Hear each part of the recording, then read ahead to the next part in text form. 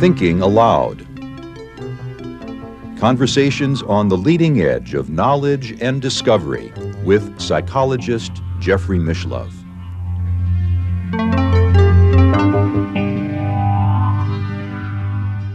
Hello and welcome. I'm Jeffrey Mishlove. Today, we'll be exploring American Hoodoo practice. My guest is Dr. Paul J. Leslie, who is a professor of psychology at Aiken College in Aiken, South Carolina, where he has a private psychotherapy practice. He is the author of Low Country Shamanism, an exploration of the magical and healing practices of coastal Carolina and Georgia. He is also the author of several books on psychotherapy, including The Art of Creating a Magical Session and Shadows in the Session, the Presence of the Anomalous in Psychotherapy. Welcome, Paul. Oh, thank you, Jeff. I appreciate you having me. It's a pleasure to be with you once again. Yes.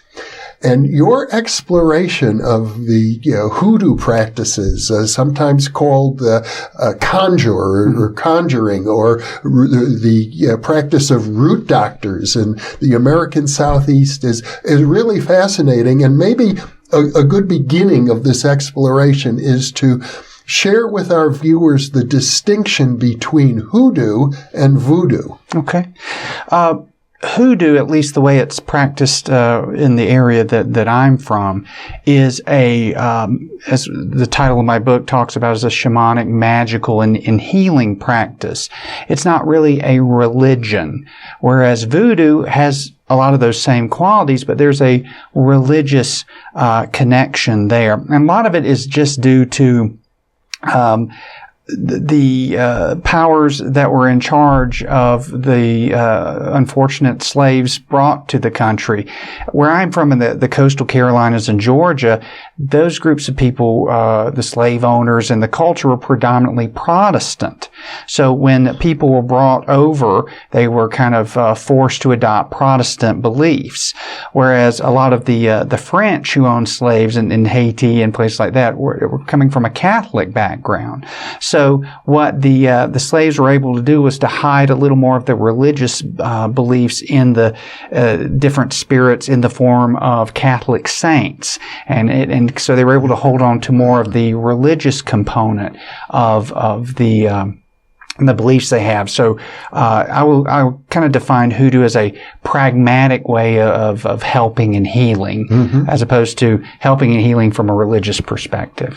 Now, I could be wrong about this, but I'm also under the impression that the hoodoo culture is derivative quite a bit from the Gullah people of Africa.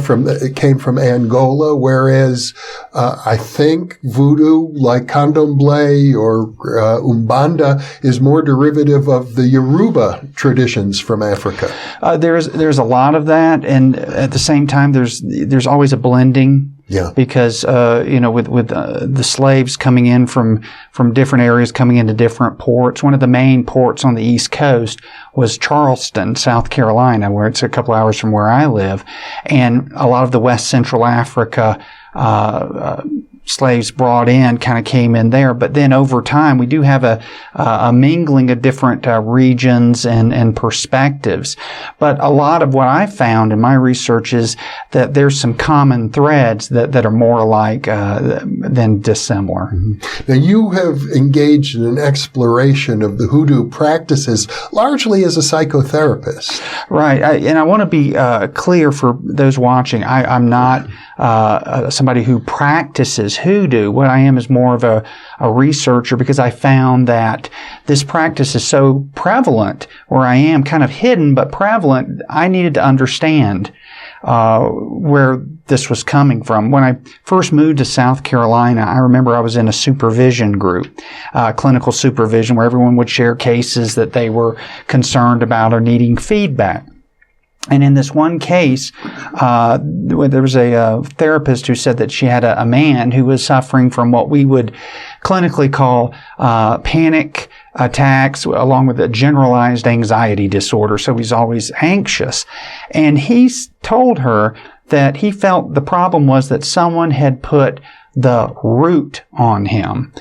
And they're just talking about that, and I never heard that. So I was like, well, hold on. What does that mean? Somebody put the root. And she said, well, it's kind of like witchcraft. It's a root is a curse. And I didn't quite understand that. And said, well, there are these groups of people who believe in this hoodoo, conjure, and they believe that when they have mental health or physical problems, there's a big possibility that someone has put this curse on them. And she was trying to help this guy through the framework of traditional therapy, was getting nowhere. And so the only advice I had is like, well, if his belief is so entrenched in this, you might want to find somebody who shares a similar belief and can remove the root. But it just got my mind going. Where does this come from? And, I'd never really heard of it. I heard of voodoo, and I instantly go to, New Orleans, Louisiana. But to think that there was all this hoodoo culture in the coastal Carolinas and Georgia was totally new to me. So I started looking around, asking different people about, this. And of course, a lot of people, the response is kind of like, hoodoo doesn't exist and it's bad. It's like, well, what is it, So I started talking to different people who led me to different people. And indeed, there is a strong belief in kind of African-centric spirituality, which is the base, along with these Protestant beliefs. But because it has been so ridiculed over the years, a lot of people keep those beliefs to themselves. So it is a hidden culture in which if you feel there's something wrong with you and your medical doctor can't help you, you will go to someone that we call a root doctor. Now, the term root came out of when the slaves were having medical issues. Unless it was something very serious, the overseer rarely called the doctor because, that's money. So if a slave's going to die, they may call the doctor. So for common ailments and things like that, they would kind of have to heal themselves. And generally there was one or more people in the slave community who were good at herbal medicines and other healing practices. So plants and roots they would get to try and use for medicinal purposes. So that term, the root doctor, applied not just to an herbalist, but also somebody who was a magician who could perform magic and do certain spells to protect you, to give you hope. I think the context here is so important. If you were a slave before the Civil War, there's no hope, really. You need something to give you hope. And they would utilize these root doctors in their slave community as a way to feel a sense of control in a situation where they had no control. And I felt this has continued throughout our history, and I think it's a very important thing to pay attention to rather than to just, it's a bunch of superstitious nonsense. And let's just pretend it is superstition. It's still a part of a vibrant culture that had to be so resilient in times that you and I can never imagine having gone through. So that really kind of led me to investigate more. And is this something that therapists in their communities where this might need to be more aware of? So in your investigations, I gather you went to the library. You looked at the anthropological literature. Yeah, I started there, but then I started trying to find people, and this was the tricky part. The true root doctors generally, not all of them, but generally don't put out a shingle. And I had to do a lot of investigation, knock on doors where maybe the reception was polite but a little cool. There's places off the coast of Carolina, we call it, the Sea Islands, where as you mentioned, the Gullah. The Gullah are the descendants of African slaves who have had their own culture, a beautiful culture that's kind of a blending of African influences along with, the influences they learned here in the United States. And they kind of have their own language, a lot of fascinating ways of seeing the world. Now, here comes this white guy. And I'm knocking on doors. And of course, I've got to get a cool response. And I wasn't really open, I guess, to it mentally. I was kind of detached from it, more of like an anthropological scientist to investigate. Mm-hmm. And one day it occurred to me, I need to have somebody to give me better introductions who is involved. And I need to be more open to it and not be so skeptical. Just kind of go in and why is this important? I want to learn from you and just, I don't want to learn take what you know and ridicule it. I really need to, coming with a degree of humility. And then once that happened, it's funny, all the doors started opening. I had a colleague who told me that not only was her grandfather a root doctor, but her uncle used to date the daughter of the most famous root doctor in the Southeast. And there's all this family connection. So doors started opening, and I wonder sometimes if maybe my over enthusiasm to be objective in all of the kind of approach it in a scholarly manner, and my lack of openness was the biggest barrier. So that, and then it just, people welcomed me in, and it was wonderful. Well, you mentioned the most famous root doctor of the Southeast, Doc Buzzard. Right. And there's a lot of folklore around this person. I think for the benefit of our viewers, if we can talk about the life of Doc Buzzard, it'll give them a real sense of what this hoodoo community is about. Right. Yeah, Dr. Buzzard, his real name, and by the way, there are multiple people who have taken on that name. And the reason we're saying Doc Buzzard, there are since they're root doctors, they use the doctor title, but you'll notice a lot of times they will choose animals as kind of, and to me it's very similar to some of the Native American where they embody certain animal spirits and those things, which is kind of a shamanic tie-in there. But Dr. Buzzard's real name was Stephanie Robinson, and he lived in the early part of the 20th century. He was the most famous root doctor in the way that people who follow Voodoo, Marie Laveau is the most famous Voodoo practitioner, the Voodoo Queen of New Orleans. Where Dr. Buzzard was so famous that people from all over the country would come see him or would mail him money to ask him to take off curses or put on curses or just help me find the love of my life, help me find more money. And so they would send him money. He became very, very wealthy. And I want to kind of put into for a lot of people, Dr. Buzzard was a very terrifying figure, but he also did a lot of really good things. I mean, for example, he was a philanthropist. That's something that a lot of people don't talk about. He built several churches on St. Helena Island, which is one of the islands off of Beaufort, South Carolina, and he helped a lot of people. But he would also show up in the courtroom when somebody had hired him to maybe go protect their son who was having to stand trial for robbery or something, and he would come in with these round blue glasses and just have this appearance of having a magical effect on the trial, and would try to sway the jury through magic and these kind of things. So for some of the population, he was a bit of a pariah, but to others, he was not only somebody that was there to help people heal, but to save people from racial injustice and to help people basically live happier lives. So you get conflicting stories. If we're going to talk about Dr. Buzzard, I have to talk about the battle between Dr. Buzzard and Sheriff McTeer. Now, McTeer was the youngest sheriff, I think, in South Carolina history, and probably been the sheriff of Beaufort County for many years. And McTeer grew up all around this culture of the Gullah.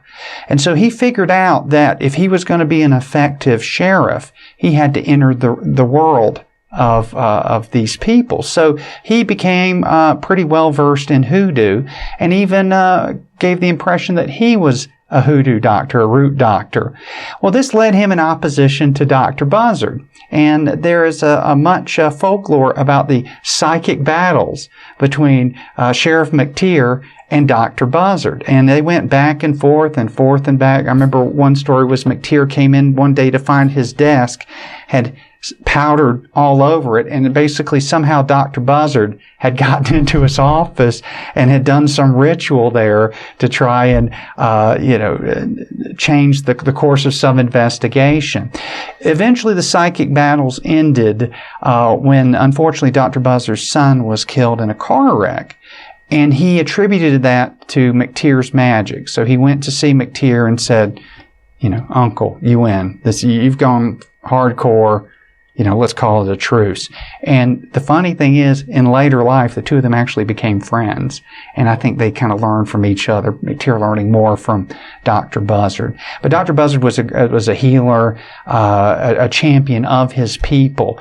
And in a time in which, there was no internet, telephone only, you didn't see things like this in print, his influence just spread throughout the African American community throughout the Southeast, even up into New York. I am assuming he had something like a mail order business. Yeah, not so much that you would see an ad in the paper, it's just somehow they would find out his address. Mm-hmm. And it got to the point to where I was told that when he would go to the post office, he'd come out with all these envelopes, and he'd sit in the post office and he'd open an envelope, and if it had a check in it, like someone wrote a personal check, he'd tear it up and throw it in the trash. He only wanted cash because he didn't want to be tied to, you have a record of everything. So he was doing so well, he's just tearing it, to I guess, to protect himself.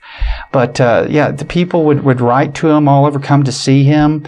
Relatives of his said there'd be cars from all over the country in the front yard sometimes when they'd come to visit, seeking his help as a spiritual counselor, if you will.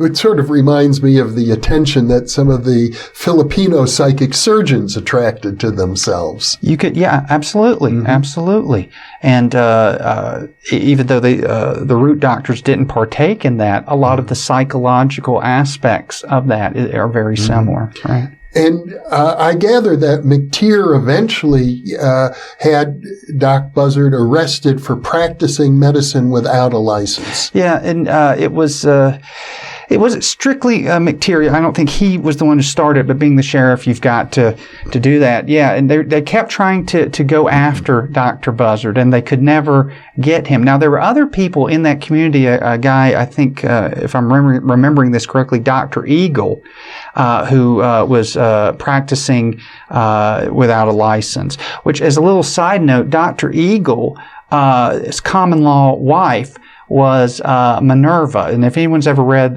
Midnight in the Garden of Good and Evil, Minerva figures prominently in that book. So it's a real person, and she was a root doctor. Some people said she was schizophrenic, but she had a lot of, if we can use the term, mojo. And so she was the common law wife of Dr. Eagle, who had some psychic battle with another guy who wanted to be Minerva's boyfriend. So people like, and there's also Dr. Bug. Now, Dr. Bug was someone who would give a special serum to people who wanted to get out of the draft, because when they'd take it that morning, when they'd listen to the heart, it would skip a little bit. And so, well, you're unfit for the military. And then they cracked down on him. Well, Dr. Buzzard, getting back to him, never served any time.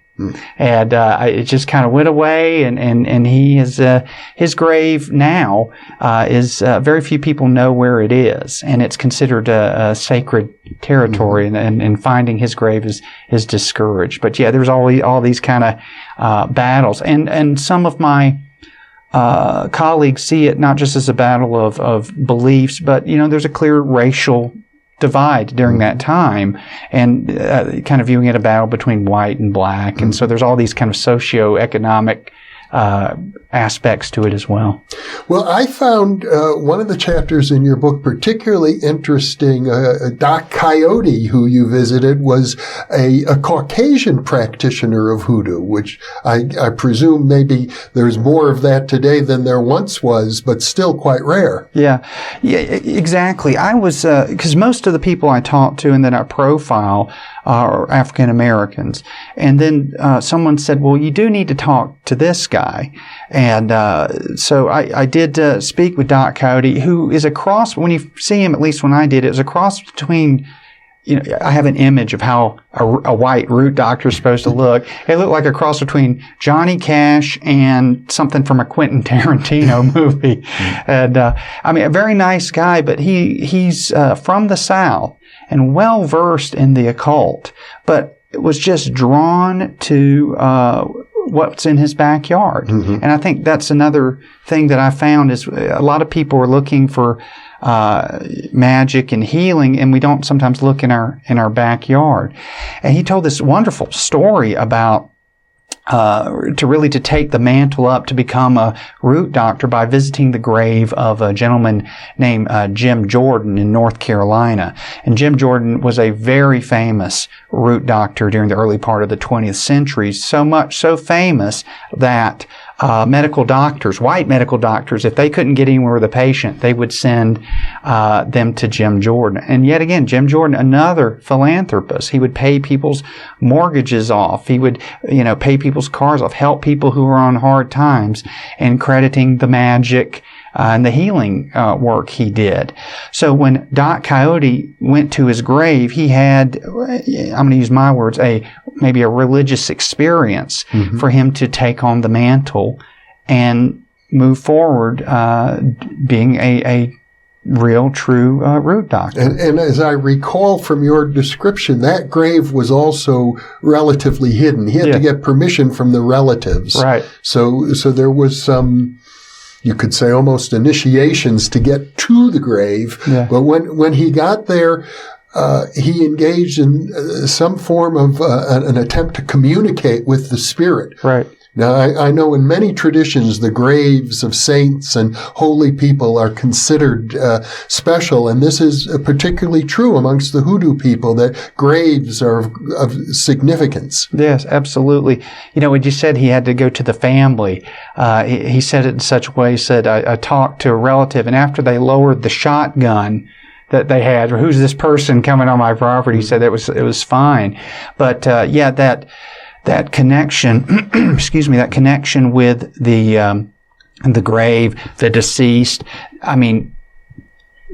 Ancestor worship, ancestor reverence is so important in that culture.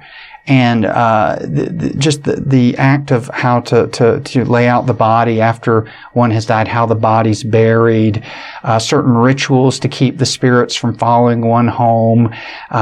Sometimes people try to go in and take what they call in the Hoodoo world goofer dust, the goofer dust, which is basically dirt from the grave of somebody, and hopefully you'll take the magical qualities of that person with you in the graveyard dust that you can use in your own rituals. Now goofer, what I found is like a kind of a slang taken off kufa, which is an African, I'm not sure which dialect, meaning ghost. So we can say it's like ghost dirt. And so if you wanted somebody, for example, if you wanted to become wealthy, and you found that a multimillionaire in town had recently died, you would sneak in one night and try to take some of the dirt to use. Maybe you could grab the essence of this person, financial intelligence, somebody who's good in love, or somebody who maybe wasn't good. Maybe you would use that as if you wanted to put a curse on somebody. You might want to take the dirt from that person and use, which is another reason why, as you mentioned, Dr. Buzzard, Jim Jordan, some of these graves, there may be a reason why they're kind of hidden, because everybody's, who's into that may be wanting to take a piece to use that power for themselves, for good, and maybe not so good. Well, I suppose one of the fundamental principles of hoodoo is the belief in spirits and the belief that the root doctor is not just working with herbs, but is working with the spirits. Right. And that's why when I was doing this research, I really connected in my mind that what we have here is our own backyard shamans. So I went and I read Eliade's classic text on shamanism, and there's debate now about, how he put all the characteristics of shamans. But I said, okay, for so many years, this has been the kind of the definitive work. So I went through each category that he listed, and I found that the root doctors were in every one of them. Mm-hmm. So you didn't need to go to, if you're in South Carolina or Georgia, you don't need to go to the Southwest to find a shaman. You don't need to go to Tibet to find. They're in our own backyards. Things like, you are interfacing with the spirits, and sometimes the spirits tell you something to tell your client. The whole thing of vision quests, that happens in the Gullah community. There are people, there's a certain type of, like a headband people wear. And when they're walking around with that headband, traditionally it was, okay, it's almost like a little rope. That person's about to go on some quest to commune with nature, with the ancestors, and that. Using the ability to bridge that gap to go into the spirit world to bring back information, or even just for protection purposes. So it fit all these categories, and it unfortunately, as I mentioned earlier, it's kind of been reduced to superstition.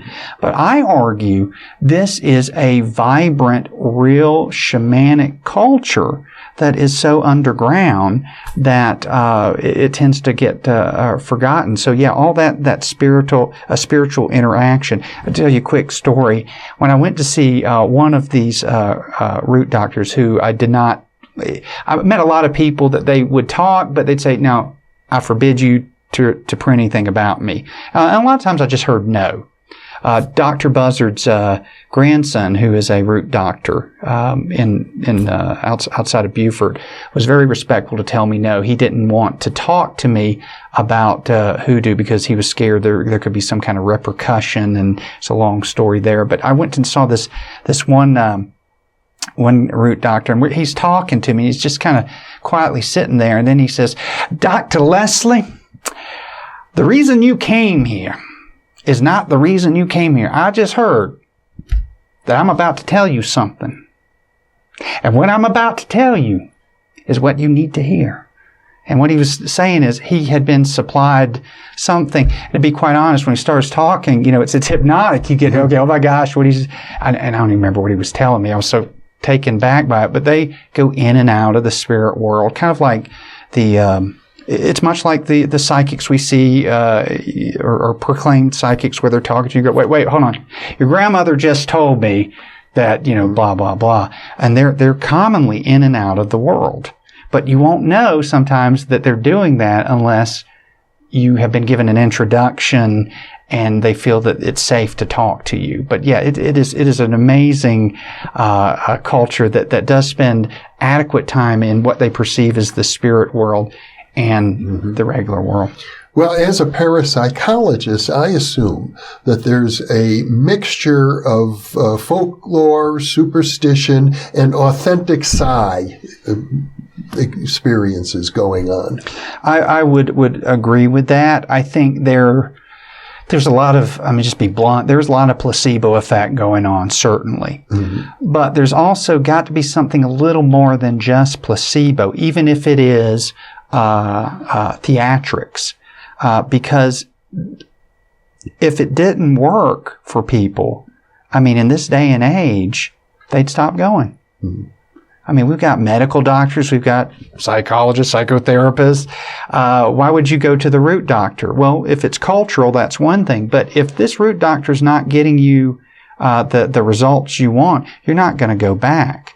So there's a perception of efficacy of the practices of the treatment. One of the things, Jeff, I did learn that helped me as a therapist not to do root work and all that. I don't do that. But what it really reinforced and I learned is that the interaction you have with a client, psychotherapy client, and the interaction if you're a root doctor with your root client is similar in that you're creating an experience. And the experience sometimes is gentle and connective. Sometimes it's, improvisational, intense, and in their case, sometimes it's frightening. But it's changing the emotional state of the person as they are talking. So it is really profound to me that they don't have the constraints that I think my field does in how they interact. So it taught me to loosen up a little more and maybe go to places that I wouldn't have gone previously, but to really rely on what the client needs. So there is that element of performance, which, if you look at it as an art moves us. Art, that's the goal of art, to create a shift in our consciousness, if you will. Well, as I read your book, I thought there was one quality that stood out in your conversation with Doc Coyote. It's a quality you could find in theater. It's also a quality you find in religion as well. And he said it's not just about reading the lines or going through the ritual. It has to do with your state of mind while you're doing it. The ability to enter into a really profound state of focused intention. Right. Yeah, exactly. And that's where artists are in their zone. That's what they're doing. My dear friends, Andy and Bernice Tate, who I also feature in the book, they are artists who are also Hoodoo practitioners. And it's the same, they see it the same way that Doc Coyote does. It's like, where are we putting our mind? And if you're doing a ritual and you're just going through the motions, it's not going to do anything. So the root doctor's job is not only have his or her mind in the right place, the focus. They also want to get their client's mind. It's like, it's got to be this co-creative process, much like good psychotherapy. It's a co-creative. It's not just the therapist doing something to the client.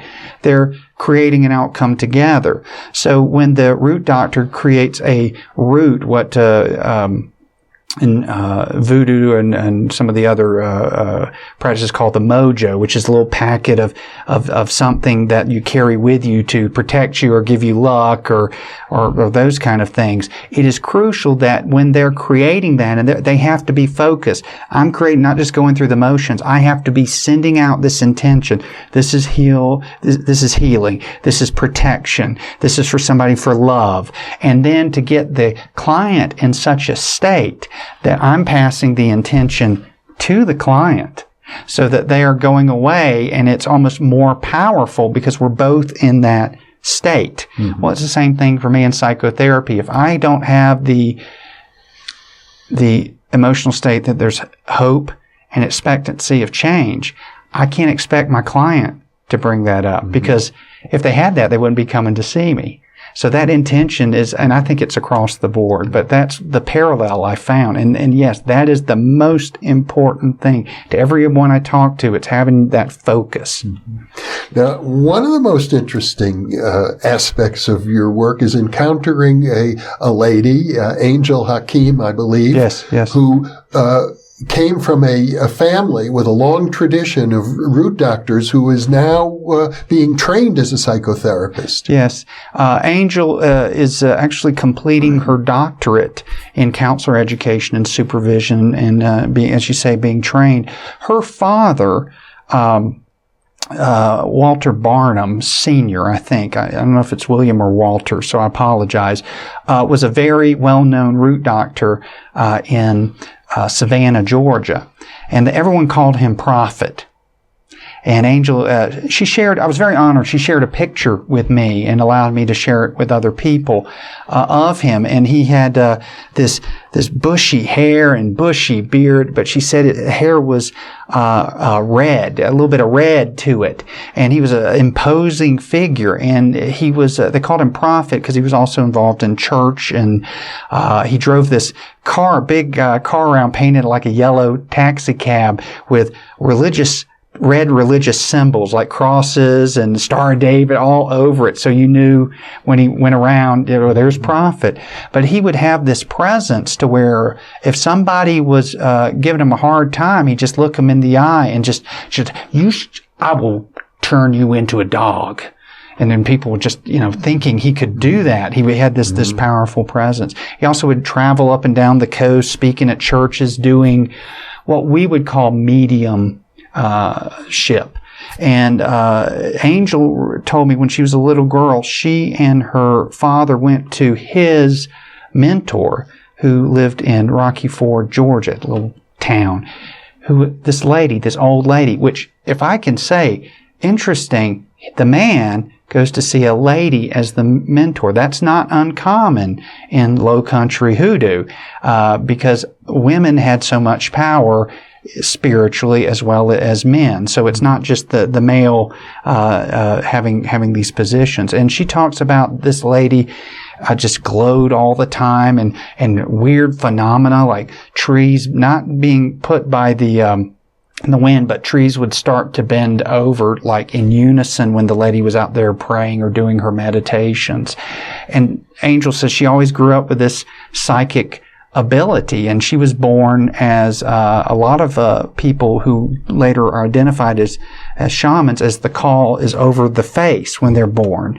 And she's kind of grew up in that, and for many years did a lot of work. Eventually, I don't think her time in Savannah was as fruitful as it is now, because there's also that religious backlash from the other side of the tracks on these kind of things. But and so she's now trying to combine the best of both worlds with the Western psychotherapy and her training and mediumship in hoodoo. And to me, that's very exciting. And whether I believe in that or not, if that's meeting a need of her clients, we need to, I think, sit back and go, okay, what's happening here? How can we bridge that gap instead of being so kind of a barrier between those two fields? Well, we talked earlier about Sheriff McTeer, right, who on the one hand was engaged in a battle with Doc Buzzard, was right, trying to bring him to Western justice, American justice. On the other hand, had a reputation himself as a root doctor. Right. You have a very interesting story of a healing that was attributed to Sheriff McTeer. Let me again set the stage. Here we have a young man who has the largest county in South Carolina at that time to oversee, with a very limited amount of resources. The Gullah outnumbered at that time all the Caucasians there. So if you're trying to keep both sides happy, you have to be very clever. And he spoke the Gullah language. Yeah, indeed, because he was brought up in that. So he figured, what's working here? How can I utilize the culture? So he would do things like he would see that, like Dr. Buzzard wore these blue round sunglasses, kind of like the John Lennon glasses, but this bright blue. And blue has a significant spiritual meaning in African culture, West Central African culture. Blue meaning spirits can't go across water. So it's a protection thing. So when he would bring someone in to question them, if they were getting nowhere and this person was Gullah or had a belief in such things, McTeer would walk in, sit down, put on the blue glasses, and just start to try and talk to, and the person then would get into this kind of state, as in he's got, it's like talking to Dr. Buzzard, and was able to get more information out of him. I don't know if it's this particular story or not, but there's many of these where someone had thought that they'd had a root put on them, and maybe they had. And so what McTeer did is he had basically to apprehend someone who had put in a root under and again, I want to be clear, root is like a little mojo bag. They snuck in and put a root underneath the house, and as a way to keep somebody feeling, having a sense of I think it was, and I might be remembering this wrong, some kind of paralysis or some kind of issue. And so they believed the root had been put under the house. And so he just sent one of his guys out, snuck it under there. And then he goes out in this big, with his glasses, makes a big production, goes under the house and finds the root and, aha, here it is. And he takes it and the person magically recovers. Now, certainly placebo effect, but at the same time having the foresight to, rather than, listen, this is nonsense. You can't have all this problems. This is just a packet of, he utilized what their beliefs were to actually help them. At the end of his term as sheriff, the Gola community even said that they viewed him as a friend, because many of them saw that in some ways he was trying to help, but other ways he was a product of the use times. of subterfuge like that, in my understanding, is common worldwide amongst shamanistic practitioners. I absolutely agree with that. I've read a lot of, and a friend of yours, Stan Krippner's work. And I'd encourage anybody to read anything by Krippner about shamanism. It is almost like there is a trick needed to get that intention set. So if I can trick you initially really quick to believe something, that opens or lowers the defenses. It gives an opening to maybe I can do other things. So for example, if a root doctor is really good at cold reading, he or she may not initially know something spiritual about you, but if they can go in and say, I can tell your grandfather did such and such, and it connects, it opens them up, so then they can create that relationship where if there is a spiritual component, they can pull that intention in. But if the person's blocked off and not open, sometimes that trickery opens them up to the process. If someone enters into a state of awe or reverence or devotion, they may be more open to what, as a parapsychologist, we call authentic psi. Yeah. Oh, yeah. Well, and that's another thing I pulled to psychotherapy. If we can't initiate a feeling of openness and awe in our clients, or just the basic idea that you can help. Therapy is very limited, and I think that's the root doctors, or at least the ones that I've researched and interacted with. They're very good at making you feel. Even if and I was skeptical, but even if you're not a believer, they have that quality, almost that charismatic presentation that opens the gateway for later work. Well, Paul, I think your work is very significant in the fact that you're looking at the intersection of real magic and psychotherapy. And your exploration of the Hoodoo tradition is one step in that direction. I'm delighted that you're here with me now in Albuquerque, because we're going to do a few more interviews talking about some of your other explorations as a psychotherapist, working with what we'll call real magic. Yeah. Paul, so thank you so much for being with me. Oh, thank you, Jeff. And thank you for being with us.